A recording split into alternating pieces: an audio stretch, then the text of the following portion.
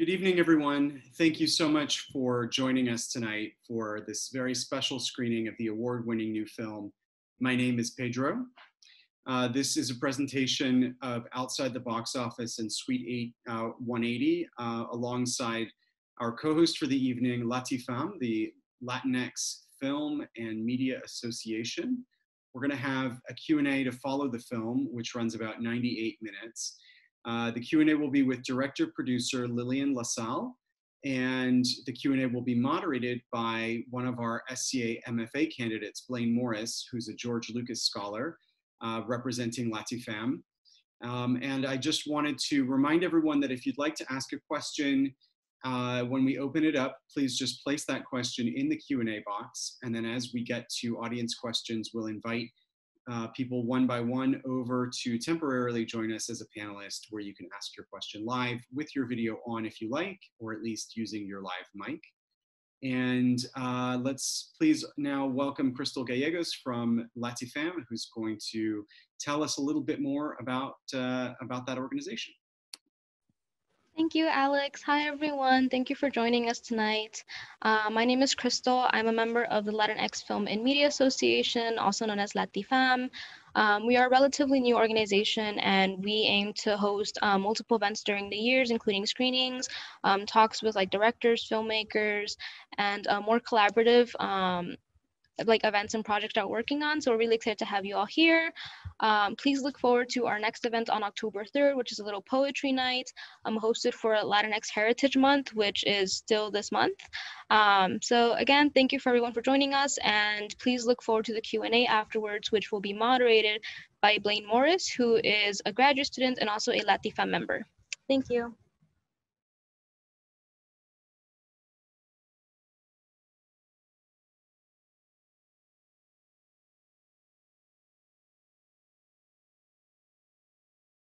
Hi, everyone. Welcome back. Thank you so much for sticking around for the Q&A. It's now a great pleasure to welcome the director-producer Lillian LaSalle and Blaine Morris, one of our MFA candidates, who will host the Q&A on behalf of LaTFam and the School of Cinematic Arts. Thank you both so much for joining. Thank you, Alex. Thank you. Hi.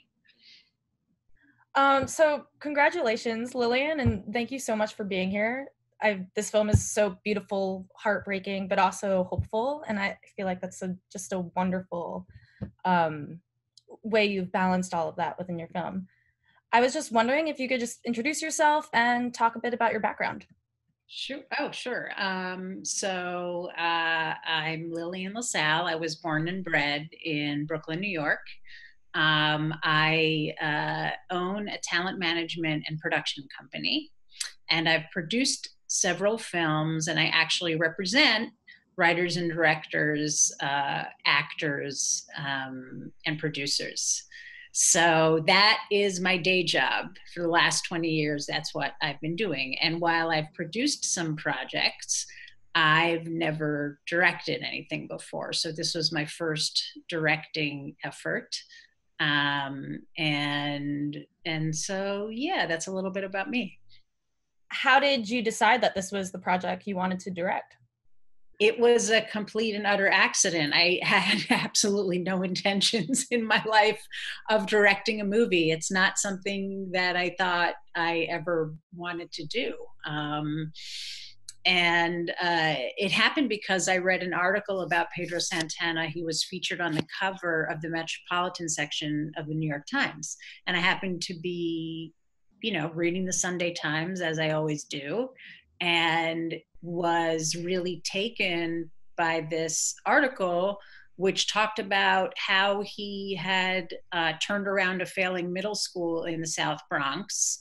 And so the content within the article was really very interesting and inspiring, but what really got me about the article was the photograph of him that was featured, which is this photograph of him with his long flowing hair, looking like he's in a nightclub dancing with his students. And I just thought, wow, who is this guy? This doesn't look like any principal I've ever had. I grew up going to public school.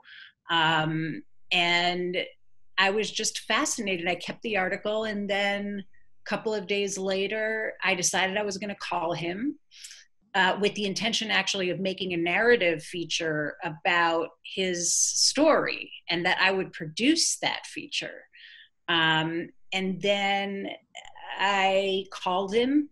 He, in his immediacy, just like you see in the movie, he's someone that does everything now. He doesn't wait. When he picked up the phone and I said my hellos and introduced myself, he said, "That sounds great. How would you like to meet tomorrow?" And the next day I was in his office. Wow. And didn't really have a pitch because I just was, interested in his story, didn't know exactly how that would go. And he said, "That sounds terrific, so interesting." And something about meeting him that I really can't explain. You can really only, you see it a bit in the film, but you really only know it when you meet him in person, is that he makes you feel like the best version of yourself.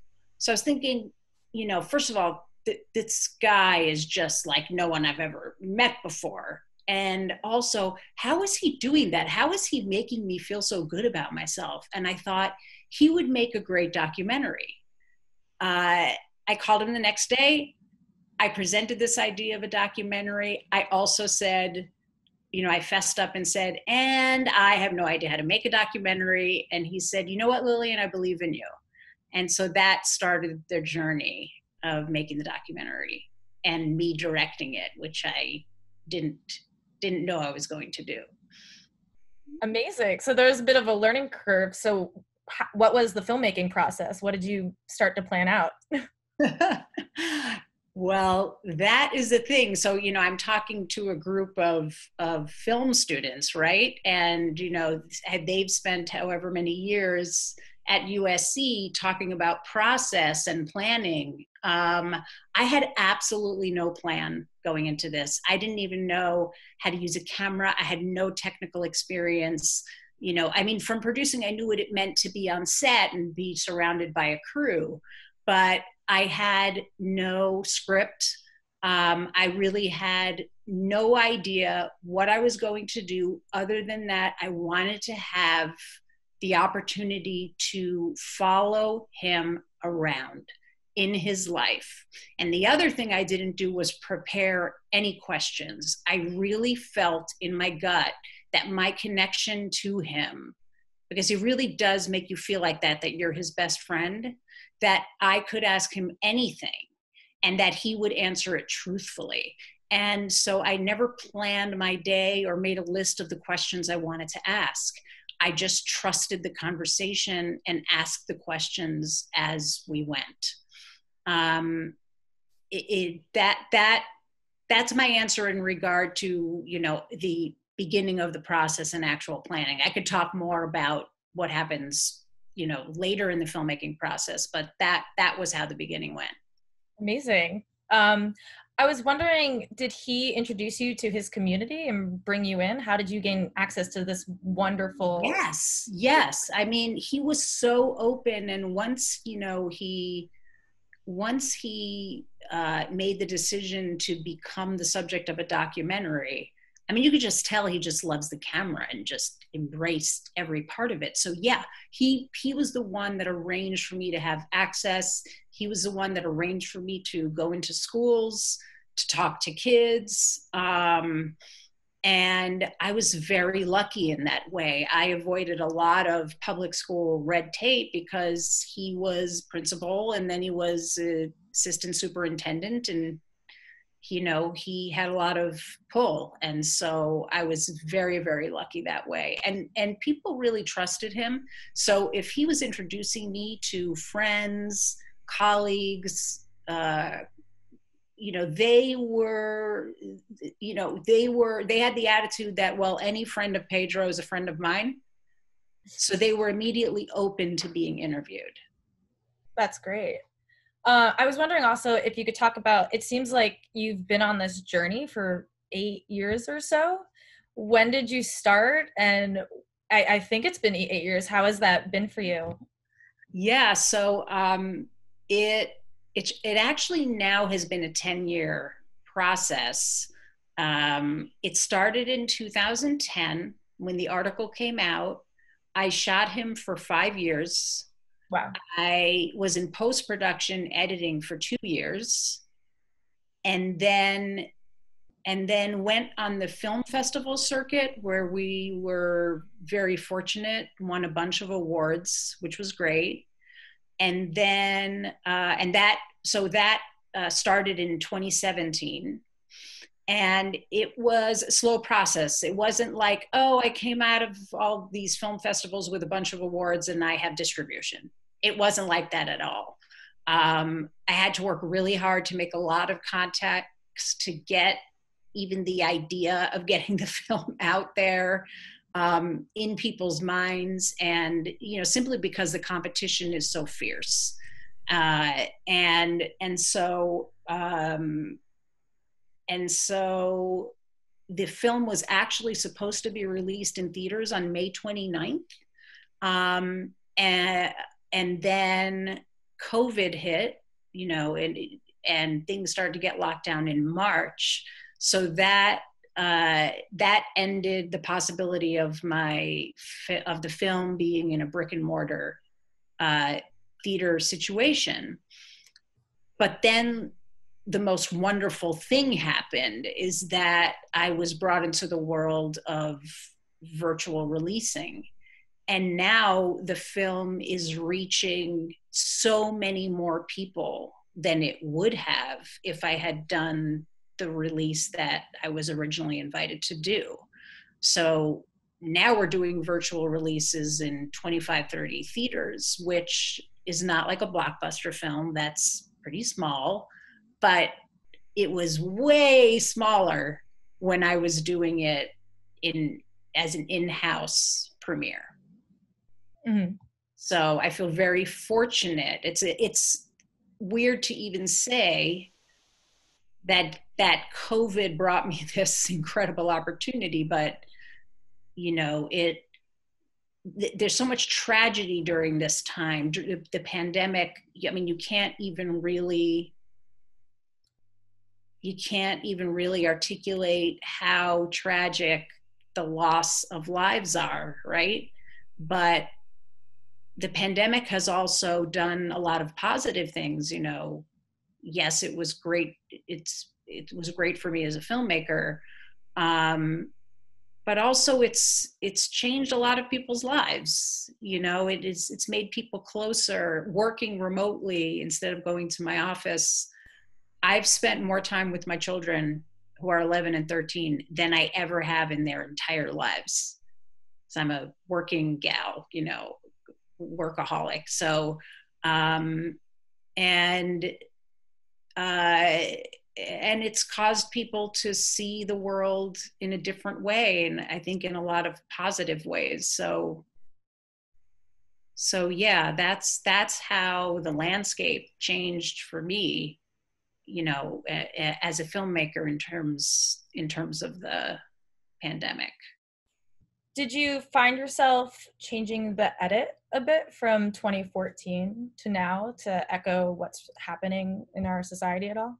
No, it's the same edit. Right, so we finished the film in 2017, and it's the same edit now. That I stuck with the film that we finished then. And quite honestly, after 2 years of editing and post, I could never go back. That's it. You close the door, and you don't go back inside. Yeah, it was like childbirth. Amazing.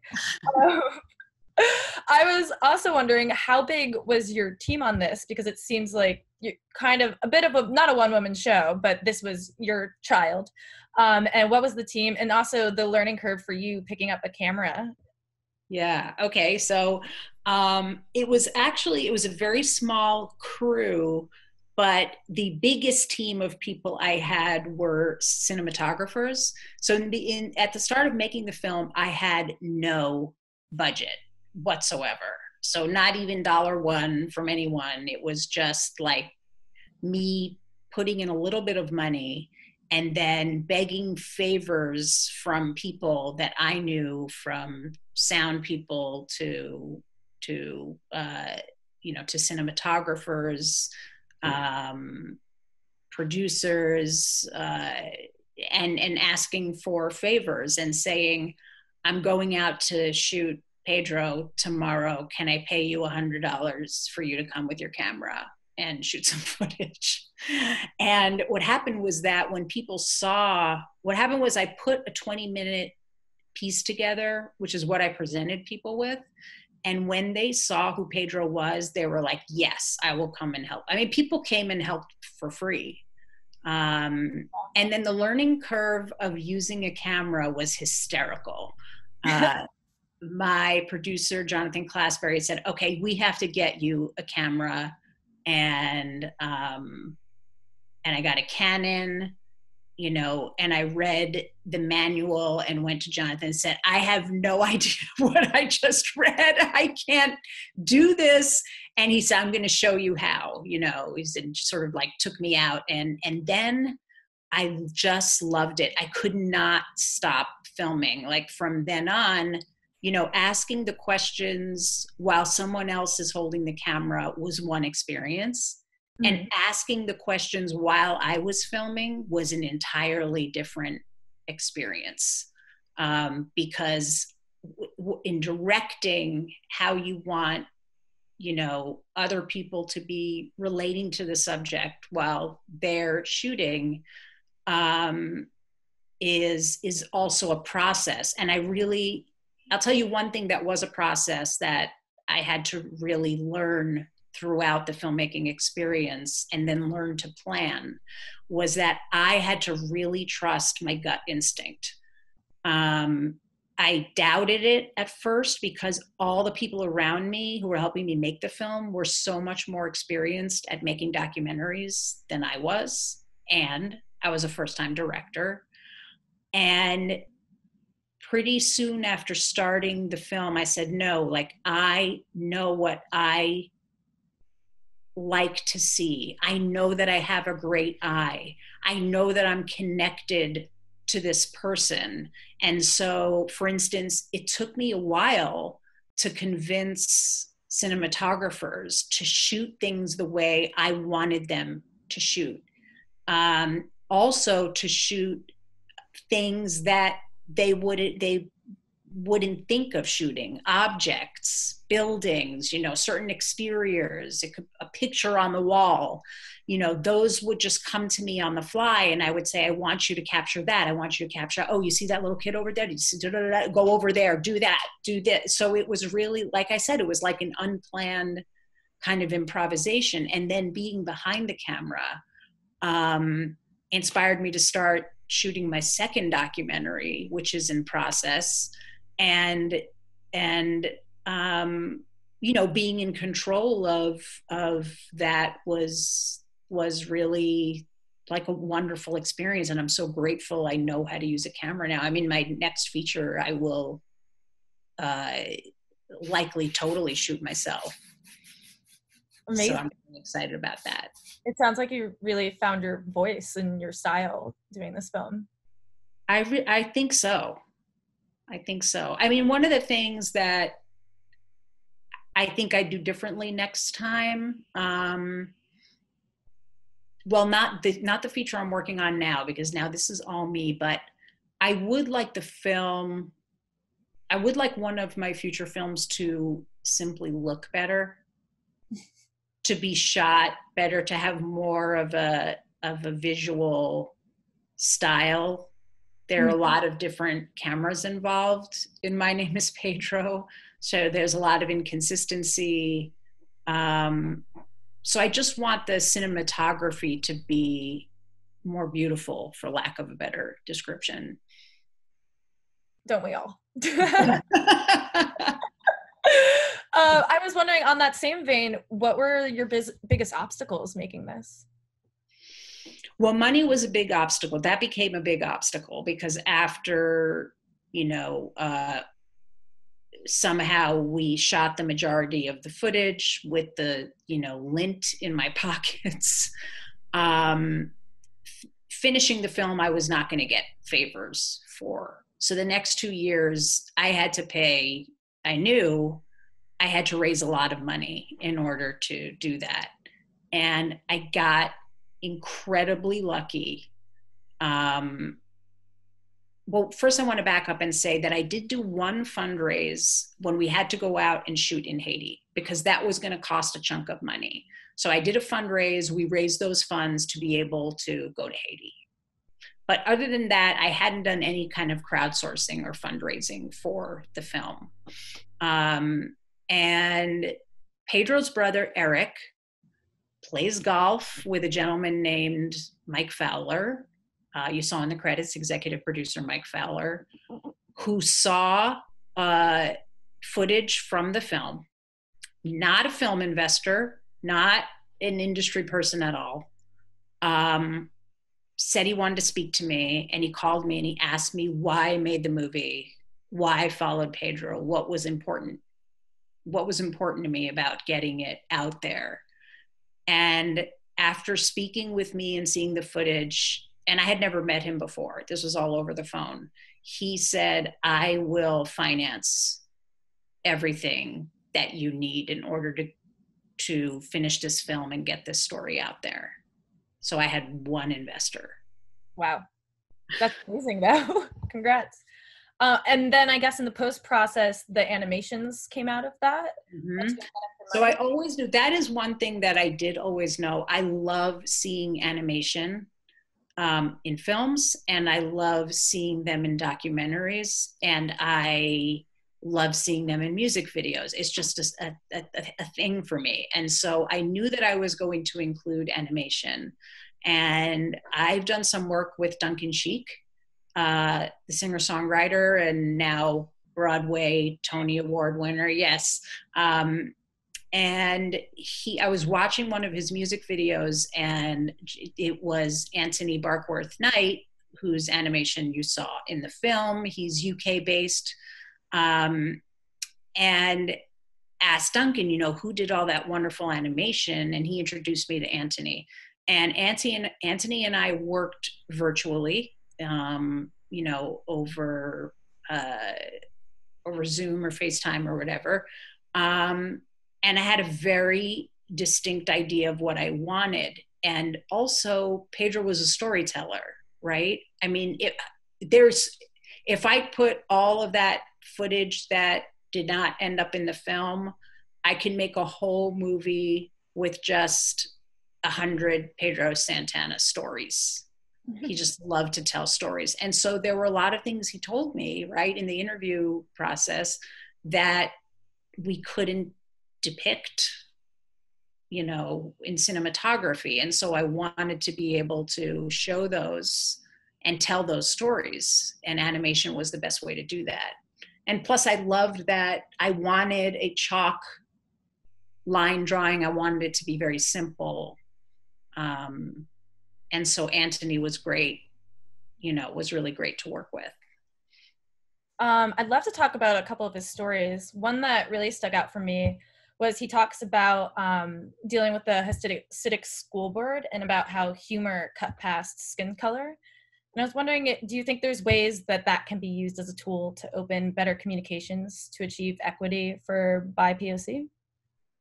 Can you repeat the question? Because for some reason it cut out a little bit. So we're talking about the Hasidic school board. Yes, and one of my favorite stories was him saying how they called him Michael Jackson, and he was saying how humor brought some equality between them all. And I was wondering if you think that could be a wonderful tool that we use now in our current state for BIPOC, and do you think that really helped his situation there?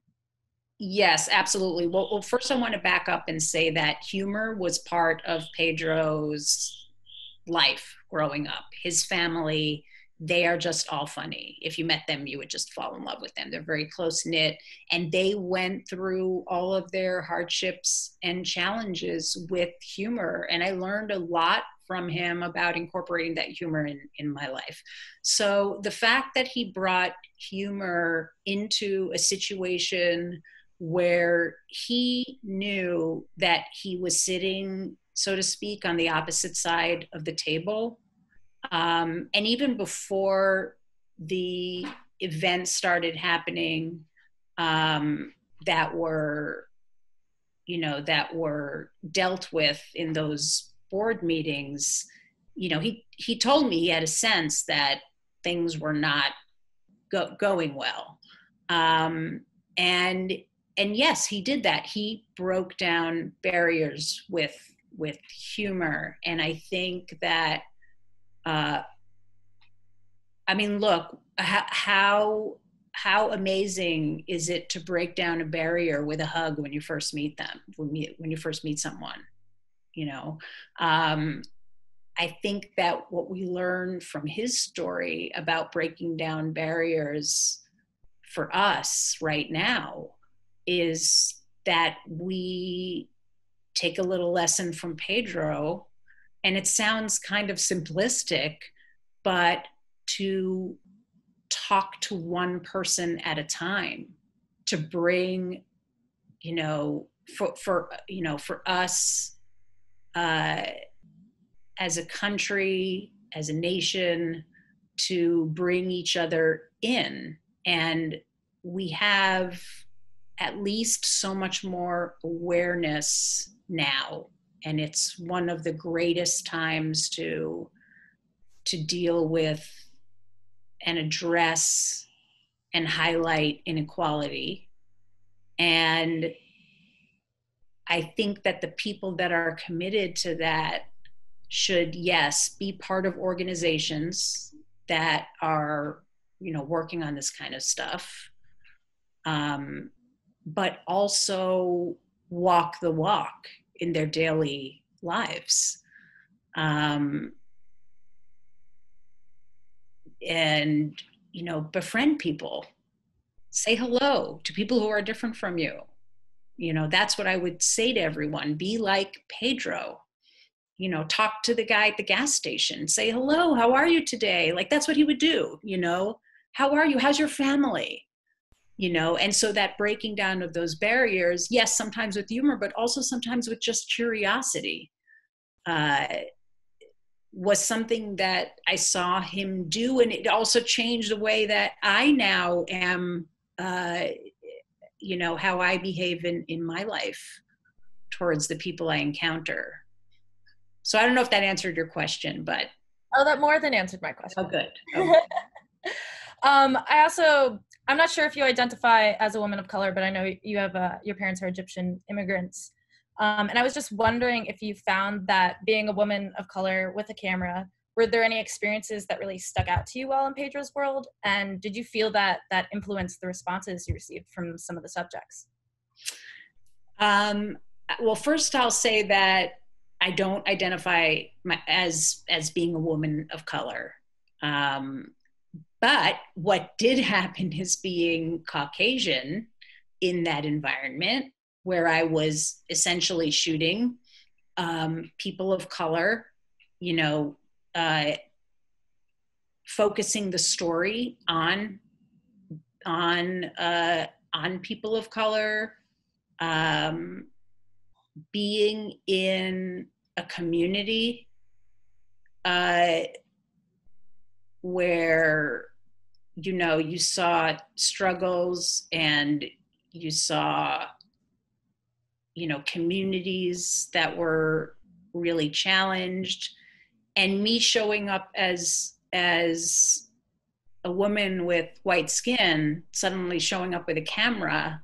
So I'm going to say something a little bit that contradicts what I said before about how people were, any friend of Pedro is a friend of mine and were so open to me. When I would first show up with a camera and a crew, I got a lot of looks, and some people were sort of like, well, who do you think you are, sort of coming into our community? You don't even relate to what we're going through. That was the presumption for a lot of people. Again, once Pedro introduced me and explained what we were doing, it was different. But I did experience, I hope everyone who helped me make the film are not here listening, but I did experience a lot of challenges being a woman. So, and being in a mostly male crew. And I'll say this, that being a woman in business, so I've been a business owner for 20 years, I was very prepared for what I had coming.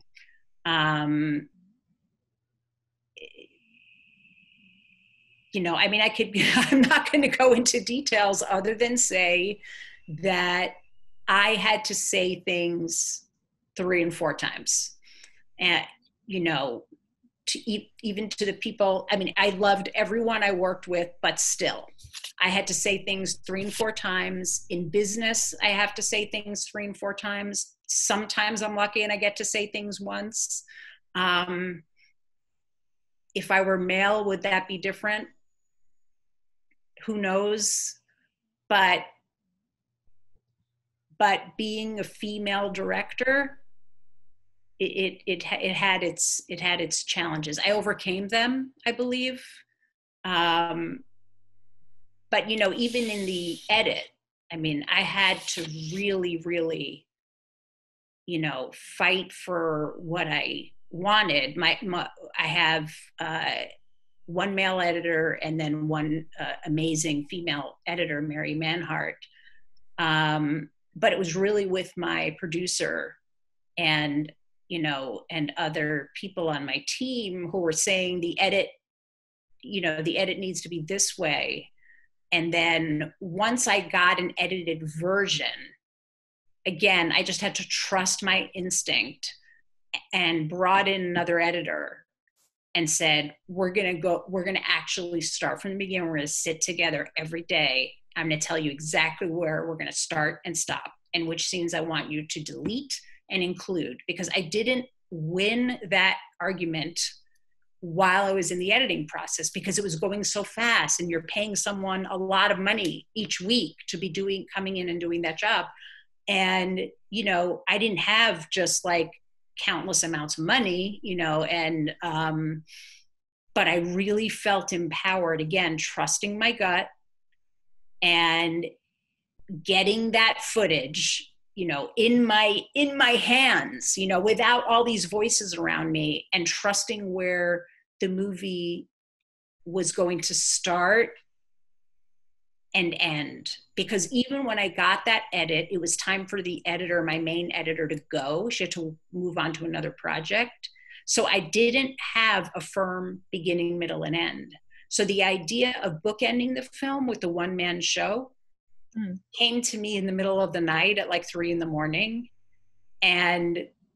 And I thought, oh my God, oh, that's how we're going to do it. And then I called this other editor I was working with and I said, this is what we're going to do. And they were like, what? Are you crazy? And I said, no, it's going to work. It's going to work. And so again, trusting your gut and allowing yourself to feel empowered as a female director, and accepting that you're a visionary and you're a leader. Very important to making a film. Amazing. You're working on another feature documentary. You'll probably bring all these lessons with you. So what's next for you and what are you bringing on that new journey you're going on? So the next documentary I'm working on has been paused, but is starting up again. And the reason why there was a pause is I decided to make a very personal documentary about my family and its struggles with mental illness. And it's called 3 Brothers because it's about my brothers who were born a year apart and in a totally different generation than I was. So they're much older than I am. And following their journey, but specifically one brother who was really, really sick, suffering greatly. And he tragically died, suddenly died. And when he died, I stopped shooting. And so I have all of this footage. And now I have to figure out how to make the film with 2 brothers, which I realized just like in Pedro, it's part of the thing, it's part of the movie. But I I could not remove myself from the emotion of my brother dying. And so it's taken 2 years to pick up the camera again and even look at the footage that I had of him before, because it was so personal. So it's a very different experience. So now I'm working on it again. And yeah, and that's going to be a very personal and heart-wrenching story. It'll probably be very beautiful as well. Thank you. I guess my final question is, what are your hopes for My Name is Pedro and for who it to reach and where you want to see it go? Yeah. So first of all, I love being invited into the university environment. When we're done with our virtual theater run, which will probably go through November, I am working with an educational distributor to make sure that it's available to teachers and students alike, getting it into university libraries, having it used as part of teachers' curriculums, and allowing it, having it available for students of all ages, from grade school to university. So I'm working with like I said, a distributor for that. It will also then be available on streaming platforms on demand. And I want to continue doing what is called impact screenings, where you essentially do a screening, for free. It could be at your local library or for your favorite charity or whatever, and travel and do Q&As. This is not a money-making venture at all. It would just be a way to make sure that as many people hear Pedro's message and a way for me to ensure that his legacy goes on. And so I'm committing to a certain number of impact screenings that will be, once hopefully we're able to fly anywhere we want, to all parts of the country. I'd love to specifically go to underserved communities and show the film, and talk to people about it. So that's another, so that's the 3-prong approach. That sounds great. One actual final question. Mm-hmm. When did Pedro cut his hair? Oh, so he actually cut his hair when he found out he had cancer. And when in that scene where I go to see him backstage, where he's going to do this one-man show where like hundreds and hundreds of people from the community and parents showed up. I could not believe how many people were there. When I see him backstage, I actually hadn't seen him in a while. And the viewer doesn't notice, because the viewer doesn't know, like in interviews, like I did a radio interview the other day, I did a TV interview before that. I don't tell people that Pedro has passed, because I want people to experience that within the film.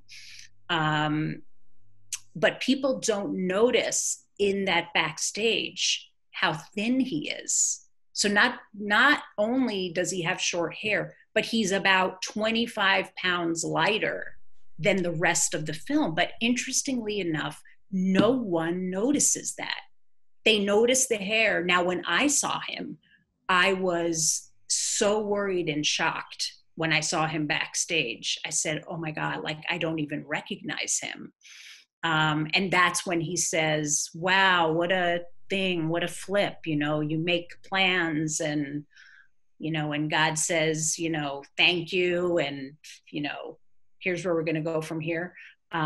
So that was the first time I saw him with short hair and looking that way. But I do think it is interesting that the viewer at that point because they don't understand or even know that he's sick, they don't see the difference. Obviously, if you watch that part again, now you'll know and you'll see like, wow, yeah, he looks a lot different. But I just find it fascinating that, that doesn't hit people. And by the way, the haircut, I was not okay with it.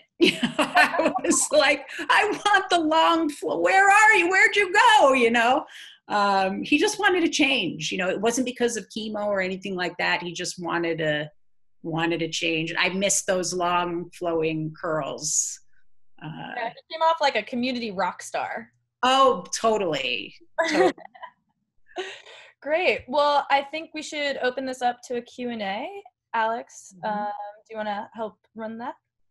Yeah, so, sorry, it's really hot in my apartment. So what we'll do is I have a sort of a running order of people that will call on, and I just posted it in the chat. So I'm going to welcome people over, and it would be great if you wanted to turn on your video to ask your question. You don't have to, though. Just use your mic if you're uncomfortable with that. And we'll start with Ismail, who I'll promote to panelist.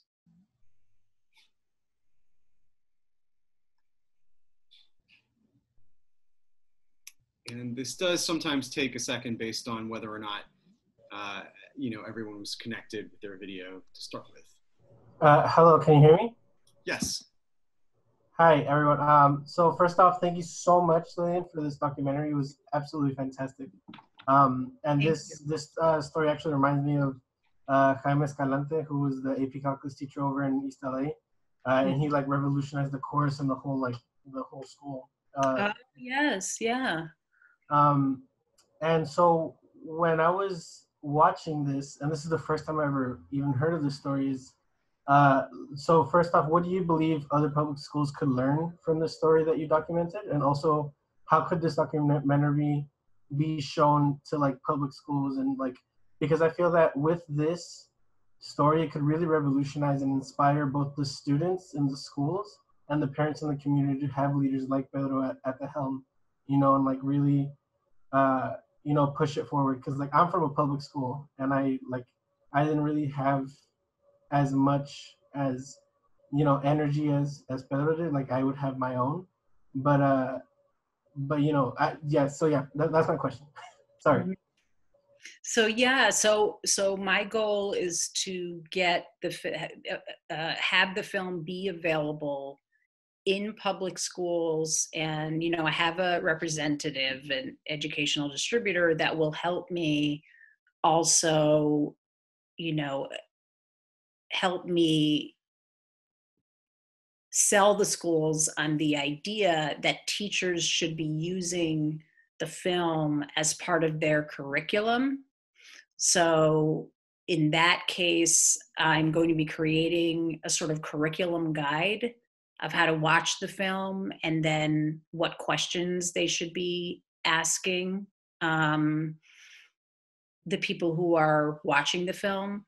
And so there's two different things. There's one, the showing of the film to students of wow, a teacher could be like this. But I think more people are interested, I think, in what you're asking, which is how do you get this to teachers and administrators? And the way I'm going to do that is by getting it into teachers' colleges, and having it available at their libraries, but also, being in touch with the directors of those programs to create an evening like this where they watch the film and we do a Q&A. But you're absolutely right. I mean, well, first of all, thank you for that compliment. I hope that it can revolutionize public education. Who knows what happens when you make an independent film and how long it has an impact, but that would be an incredible thing. And you know what, like Pedro would say, even if it affects one person, one teacher, that teacher will have an impact on others, and so on and so on. So I do have that belief too. Thank you so much. Okay, Sure. I'm going to welcome over Patricia Barrett.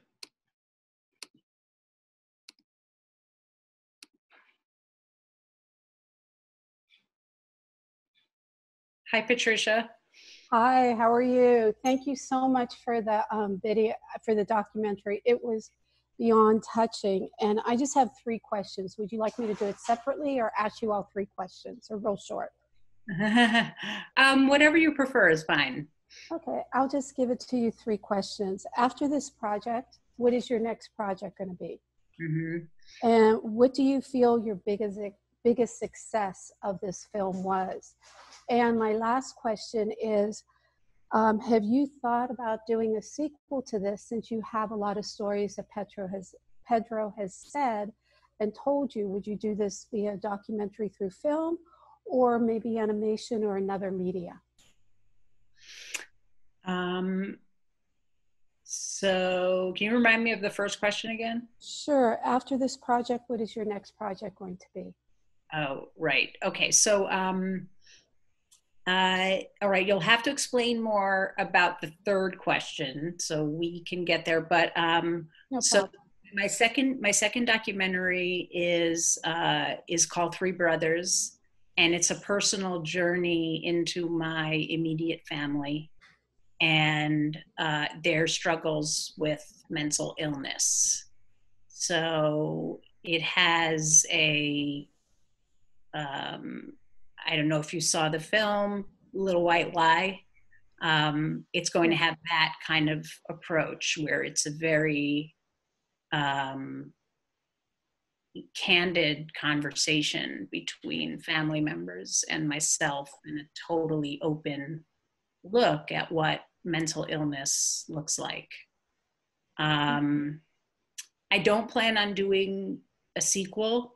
I think that's what you asked about. Yes, I did. I don't plan on doing a sequel. I think the story that you experienced is there.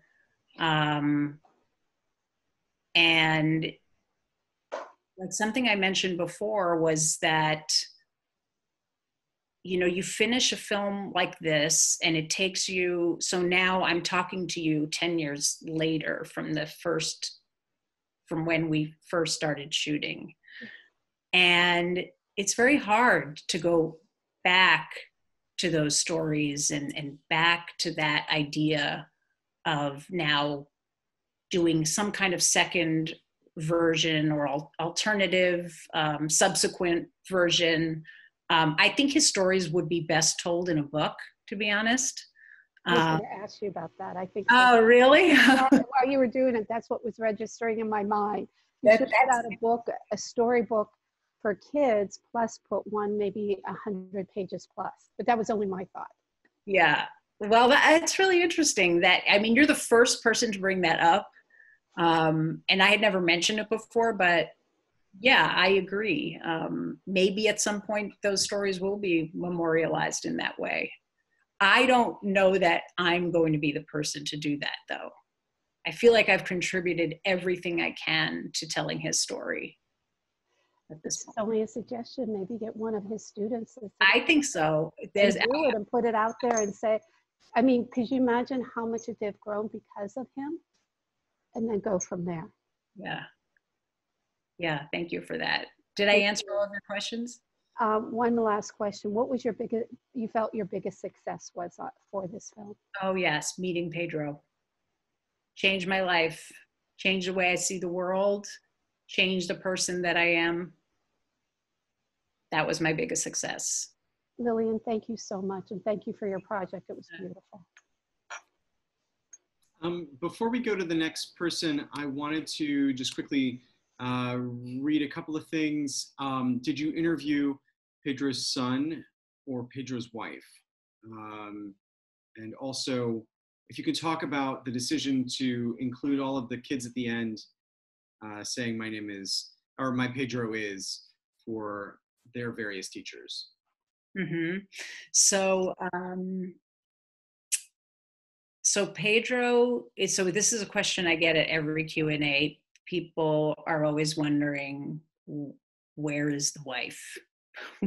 Where is, this is so mysterious. Where is she? She requested that she not be part of the documentary. She said that she was very camera shy, and just wanted it to focus on Pedro and didn't want to, take part in that. And her other request was that we not really get into, shooting Hudson. Like the amount of footage that I did do for Hudson and sort of like the tribute that we made for him, where we show, a collage of videos of him and photographs while Pedro tells the story of how he was arrested because of Hudson's accusation. That was the extent of what I was going to get in terms of having access to Hudson. And I got to meet an older Hudson at one of my screenings, and he is not only a fencing champion, he is tall, incredibly handsome, and a lovely human being. And so I'm so glad I included his story to kind of show the kind of generational experiences that we have in our lives and how they're attached, like Pedro being somewhat of a troubled kid and a problem child, and then him dealing with his so-called, problem child and having that experience and tying it into kids who have learning disabilities and how we're dealing with them, but then also where they can go. Look at where Pedro went. Look at where Hudson is. And so where those kids are, I think that is a big thing I want teachers to remember, and especially parents. And I'm a parent, I have an 11 and 13-year-old. It's so easy to be focused on the right now. Oh my goodness, my kid is failing math.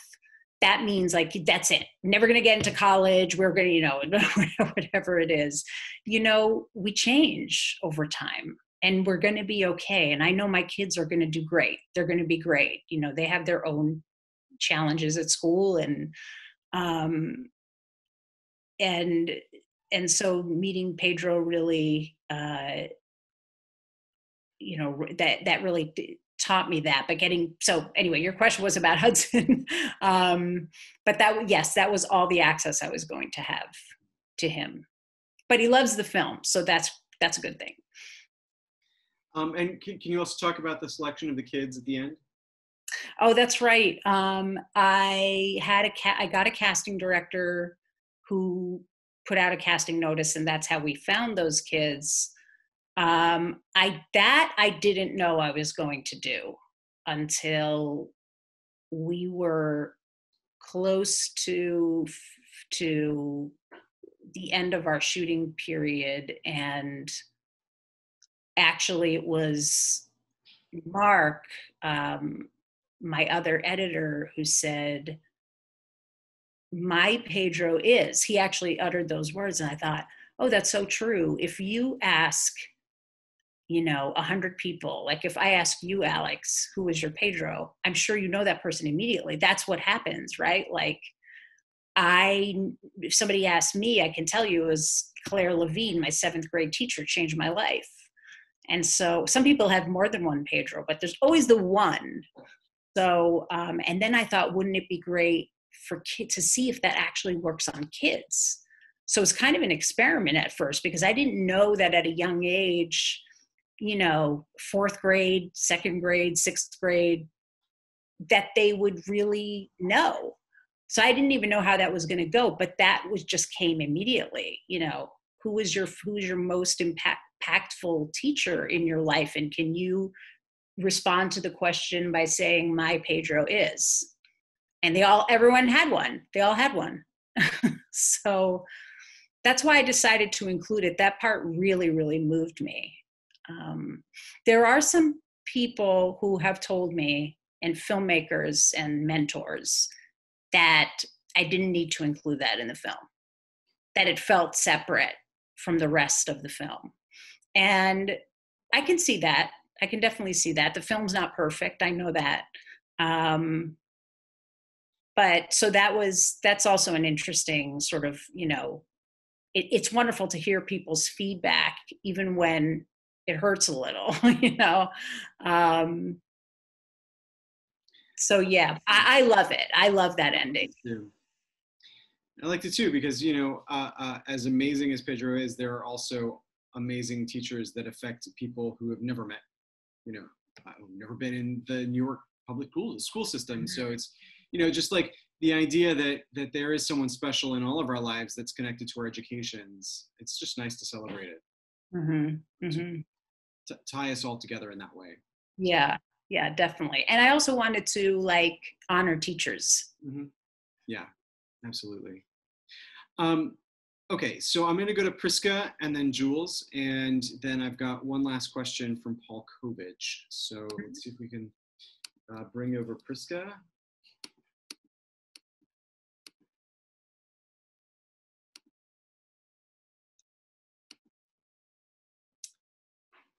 All right, Priska, you're on. You're welcome to turn on your video if you like.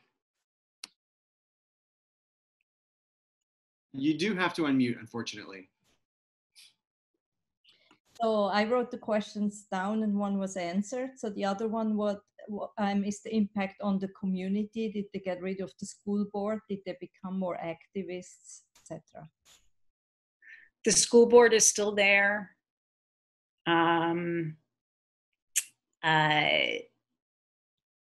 The gentleman who was elected to become superintendent was subsequently investigated for possible embezzlement of funds. The school board and the politics still remain in Rockland County. It's problematic that the film did not help change that situation. They have, look, that was a very hard part of the film for me to include. I'm Jewish, I'm an Egyptian Jew. And I did not want to paint, a Jewish community in a bad light. And at first I thought, I can't go into the boardroom and see how messed up this is, and show that on camera. And then I felt I had a duty to show the truth, And not that I relate at all to the Hasidic community. I don't personally. But that was also a decision I had to make, and I don't know if it comes off as I'm trying to sort of exploit how terrible these people are. What I am trying to do, and I hope it does come across, is show a bad situation. And so there are still community activists, that's true, but all the challenges and problems still remain. Thank you. Thank you. Let me go out to Jules, and then we'll bring in Paul.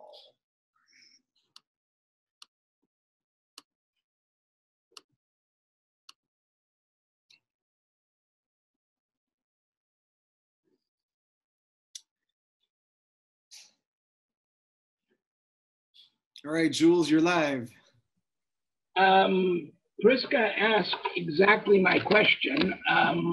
However, I wanted to say that as an ex-elementary teacher of a dozen years, that the film is extremely inspiring. It makes me hope that I'm somebody's Pedro. I think I was a pretty decent teacher, so, I still hold out hope for that.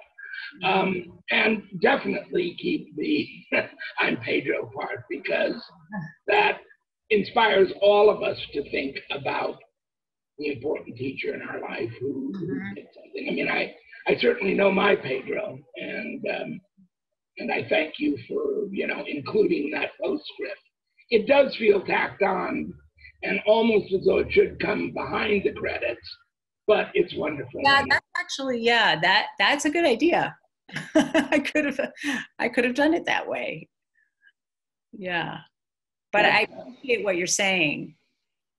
And there was something that Pedro said during the film, which was quite wonderful, where he said, you know, wow, what a voyage, what a life. And that, you know, is emblematic of what you were able to capture and capture very well. Thank you so much. Thank you. Okay, bring it over Paul for the last question.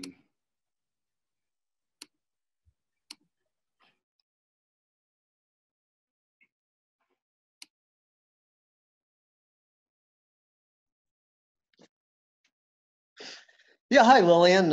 First of all, I loved your film. My question has to deal with the board members itself. I wanted to know, was it easy to get permission to film at the board meetings? It would seem like the board members might not want to be seen in such a negative situation towards the community. Because it was a public board, because it was a public board meeting, you can actually film in that room. You don't need each individual's, agreement or release to be filmed. Was it New York state law? Mm-hmm. Was it a New York state law that it was open Yes. to film? Yes. I mean, that's how I was advised by my attorney, so I have to assume. Okay, they didn't have to give you permission. You had the right to do it. Yeah, because it was Great. it was a public forum. Yeah. Thank you.